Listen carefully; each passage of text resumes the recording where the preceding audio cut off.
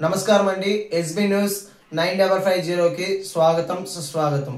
ఏ రోజు వార్త ఆ రోజు మనకు అప్డేట్ కావాలంటే ఎస్బీ న్యూస్ 9550 ఛానల్ను మీరు సబ్స్క్రైబ్ చేసుకుంటే ప్రతిరోజు వార్త మీకు అప్డేట్గా ఉంటుంది.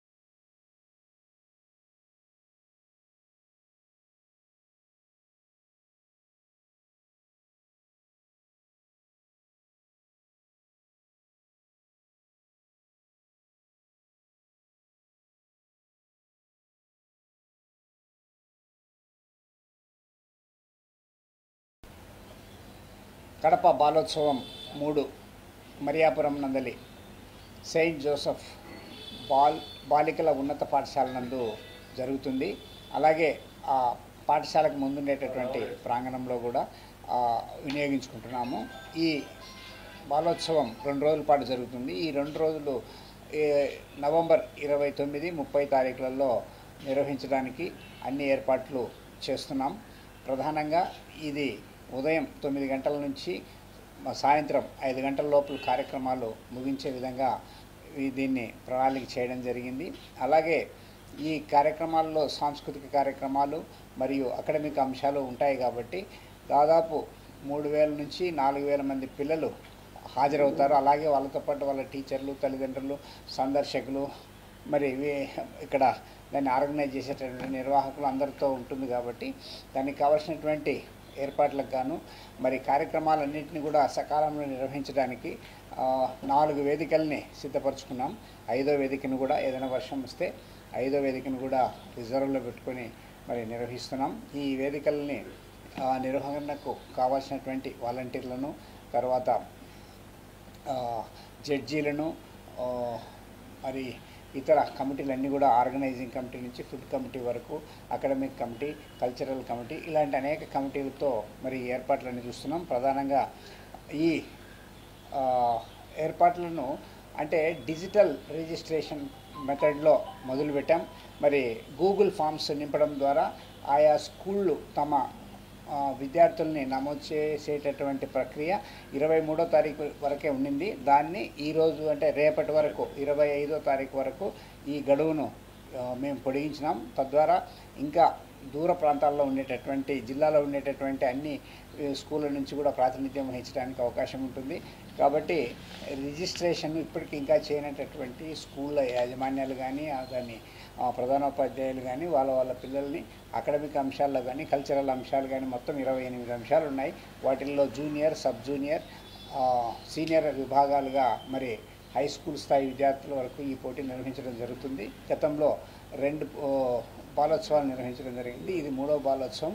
దీనికి ముఖ్యంగా పౌరులు, తల్లిదండ్రులు, ఉపాధ్యాయ వర్గము, అధికారులు అందరూ కూడా సహకరించాలని మనస్ఫూర్తిగా విజ్ఞప్తి చేస్తున్నాం. విద్యార్థుల్లో ఉన్నటువంటి సృజనాత్మకతను బయటకు తీయాలని, ఎప్పుడూ పుస్తకాలతో కుస్తీ పడుతూ మార్కులే ప్రధాన ధ్యేయంగా పనిచేస్తున్నటువంటి విద్యార్థుల తల్లిదండ్రులైతేనేమి, విద్యార్థులైతేనేమి, ప్రైవేట్ ఇన్స్టిట్యూషన్స్ అయితేనేమి, వీటన్నిటి నుండి కనీసము కొంతకాలమన్నా విద్యార్థులను దూరం చేయాలని, విద్యార్థుల్లో మానసిక ఉల్లాసాన్ని కలిగించాలని, వాళ్ళల్లో మారల్ వాల్యూస్ కల్టివేట్ చేయాలన్నటువంటి సదాశయంతో ఈ ప్రోగ్రాం నిర్వహించడం జరుగుతుంది. ఈ కడప బాలోత్సవం 3 అని గత 2 సంవత్సరాలుగా నిర్వహించినటువంటి ఎక్స్పీరియన్స్తో అక్కడ జరిగినటువంటి లోటుపాట్లన్నీ కూడా సవరించుకుంటూ ముందుకు వెళ్తున్నాము. ఇది ఒక పెద్ద ప్రోగ్రాము. సుమారు 5,000 మంది ఒక్కొక్క రోజు హాజరయ్యే అవకాశం ఉంది. 2 రోజులు కలిసి 10,000 మందికి భోజన వసతితో సహా ఏర్పాటు చేస్తున్నాం విద్యార్థులకు. ఎంతోమంది దాతలు ముందుకు వచ్చి ఈ ప్రోగ్రాం యొక్క లక్ష్యాన్ని తెలుసుకొని ఇతోధికంగా సహాయ సహకారాలు అందిస్తున్నారు. వారందరి సహకారంతో ఈ బాలోత్సవం మిగతా జిల్లాల కంటే కూడా భిన్నంగా మరింత పకడ్బందీగా ఎక్కడా వివాదాలకు కానీ జడ్జిమెంట్లో కూడా ట్రాన్స్పరెన్సీగా ఉండేదానికోసమని ఎస్వి యోగి వేమన యూనివర్సిటీ మరియు ఆర్కిటెక్చర్ యూనివర్సిటీ నుంచి జడ్జెస్ను తీసుకుంటున్నాము. కాబట్టి మంచి జడ్జెస్, ఎందుకంటే క్వాలిఫైడ్ జడ్జెస్తో జడ్జిమెంట్ ఉంటుంది. అందువల్ల పిల్లల్లో కానీ యాజమాన్యాలలో కానీ ఎవరికి కూడా ఎలాంటి లోటుపాట్లు లేకుండా మంచి న్యాయం జరిగేటట్టుగా చర్యలు తీసుకోవడం జరిగింది. పిల్లలకు అన్ని వసతులు కూడా, క్రమశిక్షణ చర్యలు కూడా ఎక్కడ ఇబ్బందులు లేకుండా గౌరవ ఎస్పీ గారితో మాట్లాడడం కూడా జరిగింది. గౌరవ కలెక్టరేట్, మన ఎమ్మెల్యేలు కూడా ఇందుకు సహకారం అందిస్తున్నారు. వాళ్ళందరూ కూడా ఈ ప్రోగ్రాంకు వస్తున్నారు. కాబట్టి మేము కూడా చాలా పకడ్బందీగా ఒక మంచి ప్రోగ్రాం జిల్లాలో నిర్వహిస్తున్నాం అన్నటువంటి మెసేజ్ వెళ్ళే విధంగా తీసుకొని వస్తున్నాము. అందరూ కూడా సహకరించి ఈ ప్రోగ్రాం మిగతా జిల్లాల కంటే బాగా కడప జిల్లాలో జరిగింది అన్నటువంటి లక్ష్య సాధనకు కృషి చేస్తున్నాం. మీరందరూ కూడా సహకరించాలని మనవి చేస్తూ, తల్లిదండ్రులందరూ కూడా ఇతోధికంగా సహాయ సహకారాలు అందించాలని, పాఠశాల యాజమాన్యాలన్నీ కూడా తమ పిల్లలను ఈరోజు రేపు మళ్ళీ ఎక్స్టెన్షన్ చేయడం జరిగింది. కాబట్టి ఈ కాలాన్ని సద్వినియోగం చేసుకొని పిల్లలందరినీ కూడా, ఇంట్రెస్ట్ ఉన్న వాళ్ళందరినీ కూడా రిజిస్ట్రేషన్ చేయవలసిందిగా విజ్ఞప్తి చేసుకుంటున్నాం. Thank you.